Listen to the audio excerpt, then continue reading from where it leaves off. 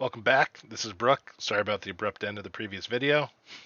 Didn't have a whole ton else to add, but we're going to look at some of the opening lines, like maybe the first page of several of his stories, Robert E. Howard, to get a sense of just the era. And, these were published serially. Some of them are in chapters, would have been across several chapters of the magazines. I just want to kind of touch upon the style, the quality. I don't have anything else from that era to compare it to. As far as the background of Howard, his dad, I want to say, pretty much collected the rights of all the stories, and there was arguments over uh, if they should continue publishing and stuff. And I believe in the 70s, then uh, someone got a hold of the rights of the stories, and that's where we get the reemergence of Robert E. Howard. Making the comics of Conan, republishing the stories. You get the Conan movie coming out in the 80s with Schwarzenegger. And that's just because the rights were in limbo. Like, no one was using them. His dad wasn't a big fan of him writing, best I recall. And it very much reminds me of, and if you don't know, like, Robert E. Howard, how his life ended. So he was very much attached to his mom, very much attached to his dog. And his dog was really sick, and he left the home when the dog was sick. The dog died while he was gone, and the dad like buried it in the backyard. And something like a year later, Howard went to his Robert went to his dad, or Bob, I believe is what people actually called him. Went to his dad and was just like, "Is our dog buried in the backyard?" And the dad was just like, "Yeah." And then he just never spoke about it again. Unfortunately, and as far as I recall, he never got married, but there was someone he was dating long term that his dad wasn't a big fan of. When Robert E. Howard's mom she was very ill for a long time, best I recall. When she died, Howard went and got a shotgun and killed himself like the same day, like double funeral, unfortunately. It's been a while since I've read the biography, which I have sitting here. Definitely go check this out. Blood and Thunder: The Life and Art of Robert E. Howard by Mark Finn. This book is great. This is where I got a lot of information on him back when I was doing research. And then just the introductions of a lot of these books give you a lot of the context of the stories, where they are printed, what they mean. We're just going to jump into some of his fiction here and have a little fun. So this is from Boxing Stories, The Pit of the Serpent. The minute I stepped ashore from the Sea Girl merchantman, I had a hunch that there would be trouble.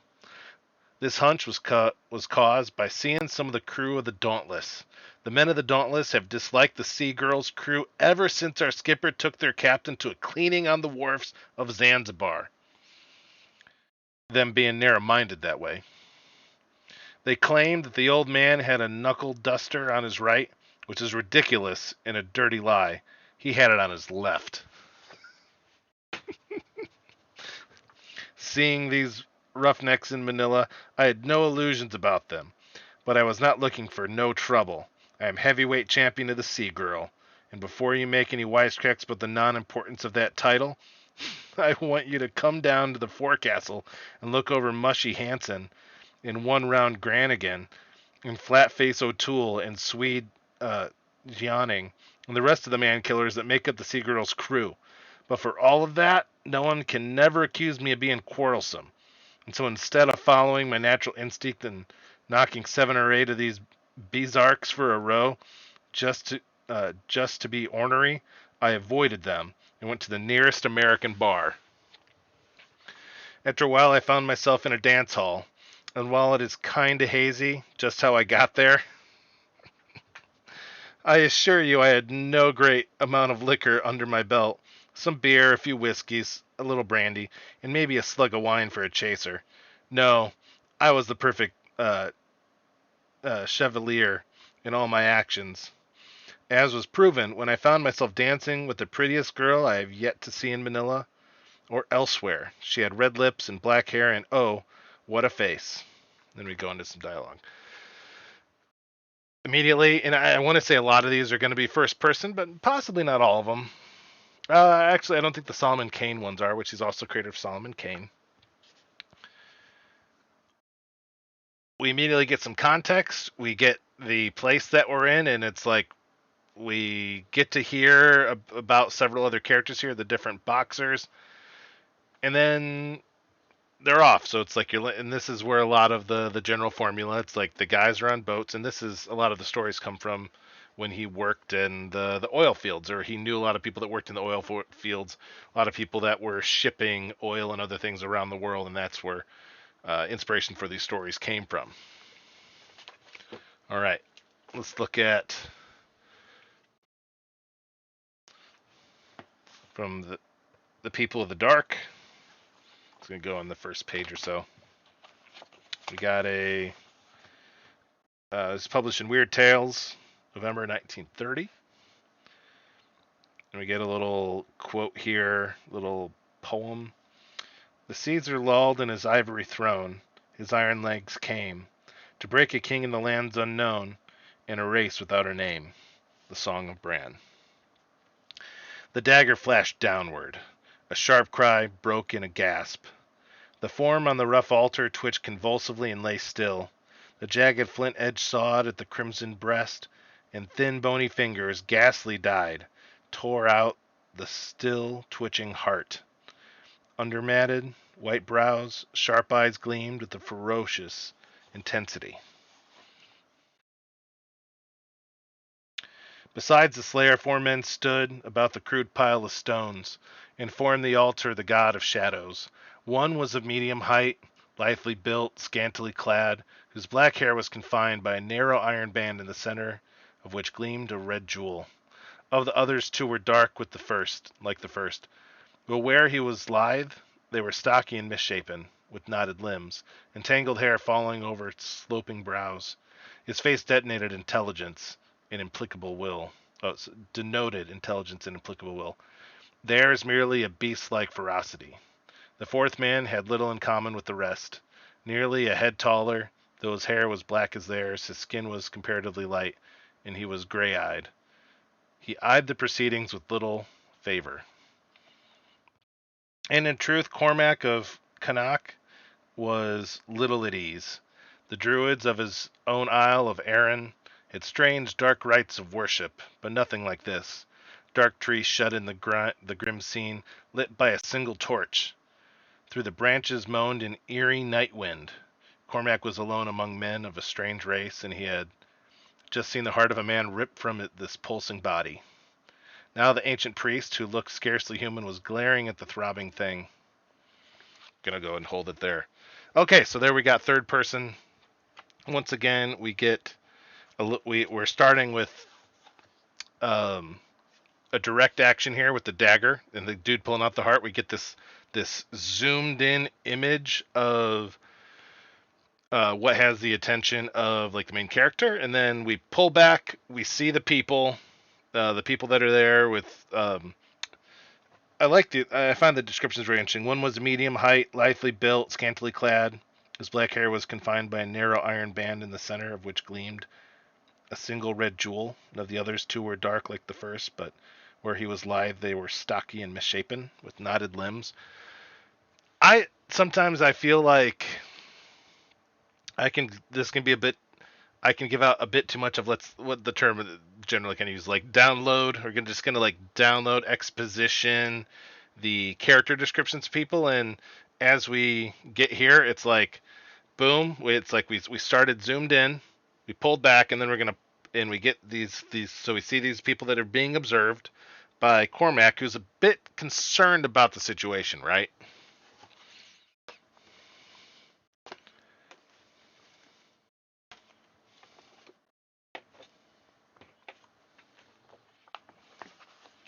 All right, this is from Moon of Skulls, Volume 2. This is from Weird Tales, June 1930, July 1930, 2-part serial. We get a nice little Chesterton quote. The wise men know what wicked things are written on the sky. They trim sad lamps, they touch sad strings, hearing the heavy purple wings, where the forgotten seraph kings still plot how God should die. A great black sunset lay across the land, cleaving the red flame of the sunset. To the man who toiled up the jungle trail, it loomed like a symbol of death and horror, a menace brooding and terrible, like the shadow of a stealthy assassin flung upon some candlelit wall.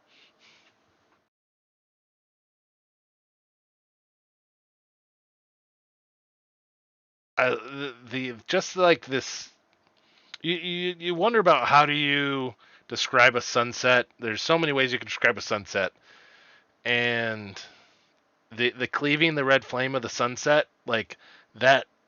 I can see this so clearly with the language given. A great black shadow lay across the land, cleaving the red flame of the sunset. To the man who toiled up the jungle trail, it loomed like a symbol of death and horror. I imagine.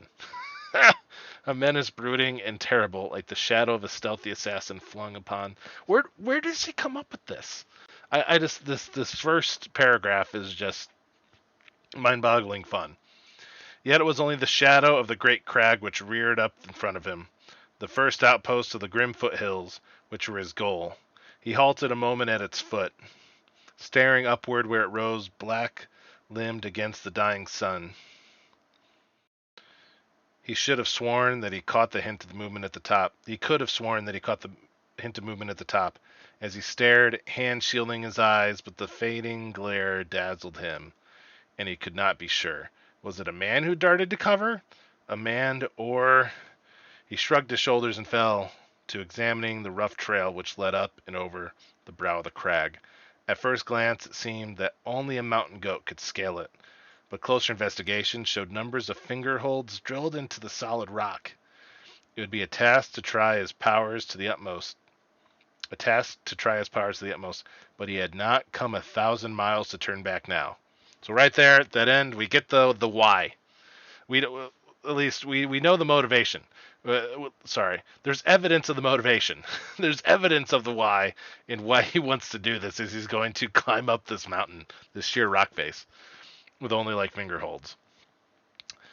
But other than that, we get the location, we get the mood, which obviously is much more important in this story, in this context, than what we got in the sailor getting off, the boxer getting off the boat. The location wasn't nearly as important in that story. We're here, we're going someplace very special.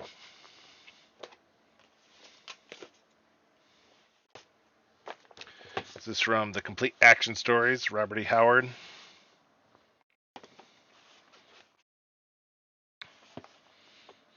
Not sure which character this is, but we at least get the. Oh, maybe it is Steve and Mike. We got this nice little picture here.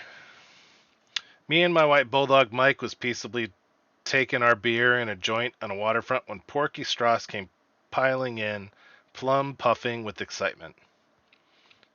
I love this line. Was taking our beer. Does it really? When I was scanning this earlier, trying to choose what to read, I just really like that term. Peaceably taking our beer, as opposed to drinking our beer. It's like we're taking it. Hey Steve, he yelped. What you think? Joe Ritchie's in port with terror.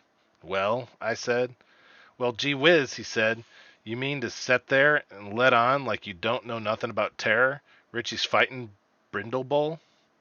Why, he's the pit champion of the Asiatics. He's killed more fighting dogs than... Yeah, I said impatiently. I know all about him. I've been listening to what a bear cat he is for the last year in every Asiatic port I've touched. Well, said Porky, I'm afraid he ain't going to get to see him perform. Why not? Asked Johnny Blinn, a shifty-eyed barkeep. Well, said Porky, they ain't a dog in Singapore to match again in, like against him. Fritz Steinman, which owns the pit and runs the dog fights, he scoured the port, and they just ain't no canine, which their owners will risk again terror. Just my luck. The chance of a lifetime to see the fightin'est dog of 'em all perform, and there's no first-class mutt to toss in against him. Say, Steve, why don't you let Mike fight him? Different time and era where dog fights were a thing. This is 100 years ago. Most of this, it's not, 90 years ago. I'm not for dogs fighting in general, but you're gonna read older stuff, especially his stuff. You read stuff around this era, you're gonna run into potentially like racist language, depending on like how sensitive you are. Just the descriptions of people, and like there's a thing in comic books where it's Neil Adams, I believe it was, talks about it wasn't until the 1970s that a lot of artists knew how to draw African American, or let's just say black people. It doesn't matter if they're from Africa or they're from in Australia or what part of the world they're from, East Indies, like whatever. Um, there's just I wish I had the artwork pulled up here, and it wasn't until Neil Adams working on Green Lantern that more or less you just kind of draw a person, which typically would be kind of like a white person, and then they would just color the skin. But that's there's more to facial structure to people from different ethnic groups than simply that. In general, though, we wouldn't. It's like we all white people are lopped into the same group, whether they're French, British, Norwegian. Like if you go to these countries, you're going to see difference in people. If you go to France, you can be like French people. I can kind of pick them out from like what I would consider regular Americans. I remember when I went to Krakow in Poland. It's like wow, I can tell who the Polish guys are and the Polish girls are. Compared to just there's a uniformity to facial structure, stuff like that, and there's going to be exceptions. But if you're gonna go back and read stuff like this, just you're gonna run into it. Like, oh no, he described people, and people from this area had a lot of prejudice. Just like there was prejudice against white people, there were prejudice against Italians, against Irish. It wasn't just against black people. There was huge prejudice against Asian people. Um, it's part of history. It happened. I'm just here to like read the writing and look at the quality of it and judge it for the quality of its merits. There might be things in writing, parts of stories that's like I don't enjoy. There's gonna be stuff that doesn't really bother me because these people are long dead. And largely, despite what people say, a lot of people kind of feel the same way as far as like, um, I don't need to get offended by this. We can take it that they're bad people. Oh no, oh no. Let's boycott Conan. I'm sorry. I just wanted to bring that up. You're gonna run into it. Especially, I think that's something that's known for like Solomon Kane, because Solomon Kane is trudging around in Africa. And to be honest, we didn't have the internet then. Robert E. Howard, he had books and he had stories that sailors would tell him. That's about all the reference you'd have of what's it like to be in Africa, what's it like to be in Singapore. It's not like they had photos of these places. We think back to the age of the world and how broken up the world is. If you're going to look at fiction, Moby Dick wasn't Melville's first book. His first book was Typee, and if I don't want to take the time to try to pull it off my bookshelf, but Typee is about a bunch of dudes that are down in the specific Pacific Islands. They're uh, they're so without they've been out of food for so long. They're waiting for the captain to eat the rooster because they know once the captain eats the rooster, they're gonna look for shore. The issue is the first town they go to is Typee, which 80 years ago or whatever, as far as the story, 100 years ago, some missionaries went there and got chased off the island because the island is allegedly full of cannibals. And these guys are like, we need to get off this ship or else we're going to starve to death. But the only option we have is an island allegedly full of cannibals. But um, as we're in the boat, and Melville was someone who traveled. I don't know off the top of my head if he made it down the Pacifics. But he actually, you can tell from the reading, is very experienced with boats and stuff. It reads very much like a biography type quality. And so we're out on the boat. We see the island at a distance, similar to, I would say, the description of seeing the mountain with the sunset in that previous thing we read. and we just kind of get a general view of the beach and a view of the forest. And then as the boats go in, we get closer view from the beach, can see a better shape of the trees. Then we actually get them walking into the interior of the island, and boom, we get these shapes of the leaves. And there's just very vivid descriptions of what you see. And why is that important? Like, it's like, man, he's way too into detail. And you think about Tolkien, it's like he spends a page, or exaggeration or whatever. I don't remember. It's been a while since Tolkien. About like describing the grass in Middle Earth. One moment.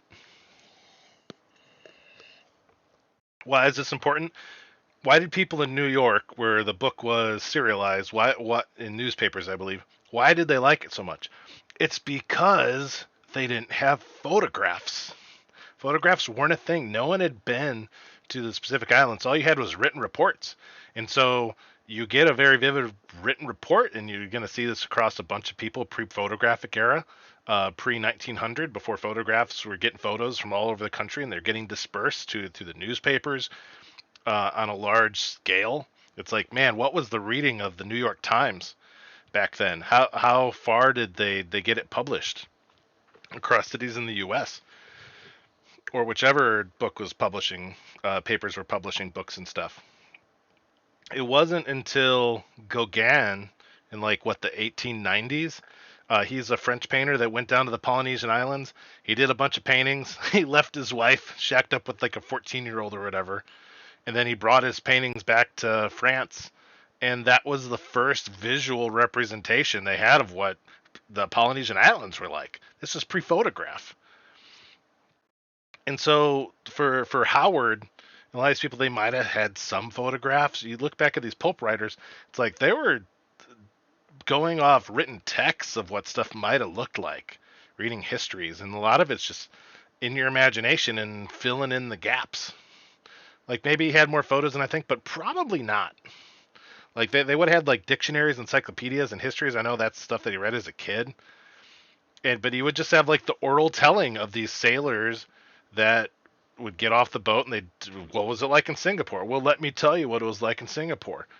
And it's like, if he wasn't sure, you're a fiction writer. You make things up. It's beautiful.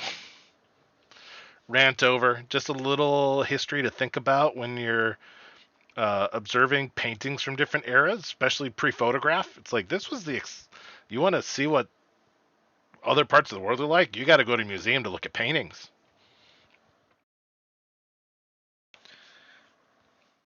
Treasures of Tartary, Chapter 1. It was not mere impulsiveness that sent Kirby O'Donnell into the welter of writhing limbs and whickering blades that loomed so suddenly in the semi-darkness ahead of him. In that dark alley of forbidden Shahrazar, it was no light act to plunge headlong into a nameless brawl, and O'Donnell, for all his Irish love of a fight, was not disposed thoughtlessly to jeopardize his secret mission. With a glimpse of a scarred, bearded face swept from his mind all thought and emotion save a crimson wave of fury, he acted instinctively. Full into the midst of the flailing group, half seen by the light of a distant cresset, O'Donnell leaped. Kinjal in hand, some sort of blade. He was dimly aware that one man was fighting 3 or 4 others, but all his attention was fixed on a single tall, gaunt form, dim in the shadows. His long, narrow, curved, thick blade licked venomously at this figure, plowing through cloth, bringing a yelp as the edge sliced skin. Something crashed down on O'Donnell's head, gun butt or bludgeon, and he reeled, enclosed with someone he could not see. His groping hand locked on a chain that encircled a bull neck, and with a straining gasp he ripped upward and felt his kinjal slice through cloth, skin, and belly muscles. An agonized groan burst from his victim's lips, and blood gushed sickeningly over O'Donnell's hand. Through a blur of clearing sight, the American saw a broad-bearded face falling away from him. Not the face he had seen before. The next instant he had leaped clear of the dying man, and was slashing at the shadowy forms about him. An instant of flickering steel, and then the figures were running fleetly up the alley. O'Donnell sprung in pursuit, his hot blood lashed to murderous fury, tripped over a writhing form, and fell headlong. He rose, cursing, and was aware of a man near him, panting, panting heavily. A tall man with a long curved blade in hand. 3 forms lay in the mud of the alley. Come, my friend, whoever you are, the tall man panted in Turkey. They have fled, but they will return with others. Let's go. How many of these do we start with fight scenes? I suppose the one with the heart in the chest isn't a fight scene, but we get this. We don't get any the boxing ones. I imagine there's a bit more of a setup in the boxing ones, but we're just here to jump in right in the middle of it. And one of the things that we always talk about in writing, in the fiction classes I took and what I teach is go to what takes your attention. We could have got like a whole setup leading into the scene, and there's a question of is that worth it versus go to what takes your attention. If it doesn't take your attention, it's going to bore your reader. If it doesn't get your attention, it's not going to get your reader's attention either. It can be difficult for me because I have ADHD, and it's like, does it just take my attention because I simply got bored with this other stuff? Should this other stuff be more interesting to me? It's something that I got to be aware of, and obviously you need to have some sense of. Sometimes a scene might be very interesting, but it's like there's just other ideas you want to go and kind of play out, which is where I'm at generally in my fiction right now. There's a bunch of ideas I've been sitting on for 10 plus years, and the project I started yesterday, I put in 3,200 words. I was just like, I got this character. I kind of wanted to write a novel about him. Let's go and let's see what it is. And going for some sword and sorcery from Cole, Exile of Atlantis. Stephen King has a quote. Howard's writing seems so highly charged with energy that it merely gives off sparks. And I think what we've read, especially that last scene, really is there. The Shadow Kingdom. A king comes riding. The blare of the trumpets grew louder, like a deep golden tide surge, like the soft booming of the evening tides against the silver beaches of Volusia. The throng shouted, women flung roses from the roofs as the rhythmic chiming of silver hoofs came clear, and the first of the mighty array swung into view in the broad white street that curved around the golden-spired Tower of Splendor. First came the trumpeters, slim youths clad in scarlet, riding with the flourish of long, slender golden trumpets. Next the bowmen, tall men from the mountains, and behind these the heavily armed footmen, their broad shields clashing in unison, their long spears swaying in perfect rhythm to their stride. Behind them came the mightiest soldiery in all the world, the Red Slayers, horsemen splendidly mounted, armed in red with helmet to spur. Proudly they sat their steeds, looking neither to right nor to left, but aware of the shouting. For all that, like bronze statues they were, and there was never a waver in the forest of spears that reared above them. It's a great supplementary material for this. You can see kind of where they came up with this imagery, the picture. Behind those proud and terrible ranks came the motley files of the mercenaries, fierce, wild-looking warriors, men of Mu and of Ka'u, and of the hills of the east and the isles of the west. They bore spears and heavy swords in a compact group that marched somewhat apart were the bowmen of Lemuria. Then came the light foot of the nation, and more trumpeters brought up the rear. A brave sight, and a sight which aroused a fierce thrill in the soul of Kol, king of Volusia. Not on the topaz throne at the front of the regal Tower of Splendor sat Kol, but in the saddle, mounted on a great stallion, a true warrior king. His mighty arms swung up in reply to the salutes as the hosts passed. His fierce eyes passed the gorgeous trumpeter with a casual glance, rested longer on the following soldiery. They blazed with the ferocious light as the red slayers halted in front of him with the clang of arms and a rearing of steeds, and tendered him the crown salute. They narrowed slightly as the mercenaries strode by. They saluted no one, the mercenaries.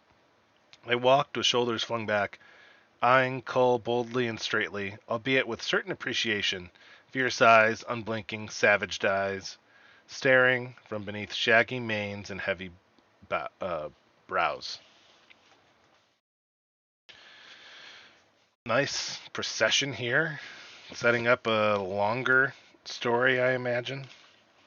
I haven't I bought this in school. I've not actually read this book. Just most of these I've only read sections of them. I got I picked up all these books within a span of like 2 weeks when I was doing the Robert E. Howard research. A lot of it to read the intros, and then I had to excerpt just sections to read in class and to talk through the writing and stuff. So it's like I got this stuff and just ran out of time. We're going to look at this second sentence. So the first sentence we get here, how long is it? This first paragraph is 2 sentences. So we got 1, 2, 3, 4, 5, 6, 7, 8, 9, 10, 11, 12, 13, 14, 15, 16, 17, 18, 19, 20, 21, 22, 23, 24, 25, 26, 27 words. To grab my short story collection here.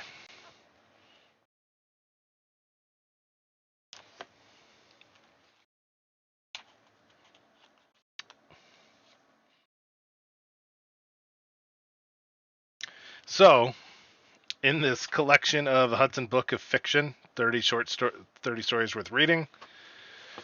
Sorry about that. I counted how many words were in the beginning sentences of all these stories. From Kafka, Fitzgerald, Mansfield, Crane. All these are kind of in chronological order of when they would have been published. So we're looking at like 1700s, 1800s, 1800s, 1900s, here 1920s, 30s, 30s, 40s, 50s, 60s, 70s, kind of up through I think maybe the 90s or 80s.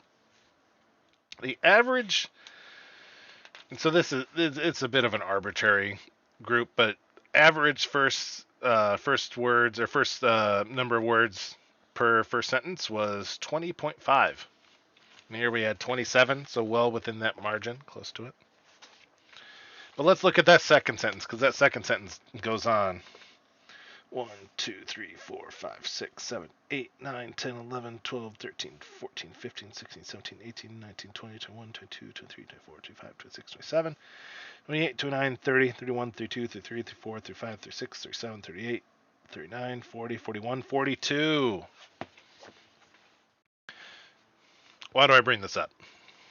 The longer the sentence you get, the more fatigued your brain gets. So you generally want to have a mix of lengths of sentences. If you have a bunch of shorter sentences, it becomes very staccato, such as like people know the shortest verse in the Bible, like Jesus wept. If you had if you were to write Jesus wept, Jesus stood up, Jesus walked down the hall, Jesus exited the door, Jesus opened the door, Jesus walked through the door, Jesus closed the door, and you have just a whole bunch of small, very simplistic sentences, that can create a bit of a type of like anxiety and fatigue as well. Just as if you're trying to keep all this information in a long sentence in. So that's where it's like you want to have long sentences. You want to have a mix, medium length, short length, all kind of mixed into paragraphs. It's not a super hard like law you got to follow, but it's just something to be aware of so you don't fatigue your readers. The next paragraph, though, we have two very long sentences. I'm guessing. So one goes from here, behind them came the mightiest, down to ends with that. First came the trumpeters, ends with strides, down here. Probably 40 words each. I didn't feel fatigued reading this. It's more about just longer, ongoing, just writing. And it's a stylistic thing. Just something to keep in mind if you're going to sit down and write. Like down here, we get into this paragraph. We have a bunch of longer. This is maybe like 15 words. The sentence here. This one's probably like 30-ish, 25 to 30. This first sentence, and then we get down to here, and Cole gave back a like stare. So talking, staring at the mercenaries. And then, of course, dialogue. Dialogue's going to break stuff up. So it's, if you have just like walls and walls of text without paragraph breaks, that also can be kind of fatiguing for readers, especially just visually and be like, oh my gosh, it's no one. I get complained when I'm posting on Discord of like, yo, Brooke, break up your thing so I can comment on different sections. And it's like, I hate pulling up Discord on my phone and it's just a ton of stuff. And it's like, I'm sorry, bro. So there we go. A little bit of Robert E. Howard. Go check out the books. I can't say support his family. I don't know if he's still his family. One final kind of cool story. There were so many. So the dad sold the house, and it's some small town in Texas. I don't remember, but in this book, it details that fans of Robert E. Howard would actually go to his house, even though no family lived there. They'd ask if they could go inside the house, and the people that lived there are just like, no, that's kind of weird. So there is a wooden fence that goes around the property. Fans would break off pieces of the wooden fence and walk away with it. And I just thought that was so cool.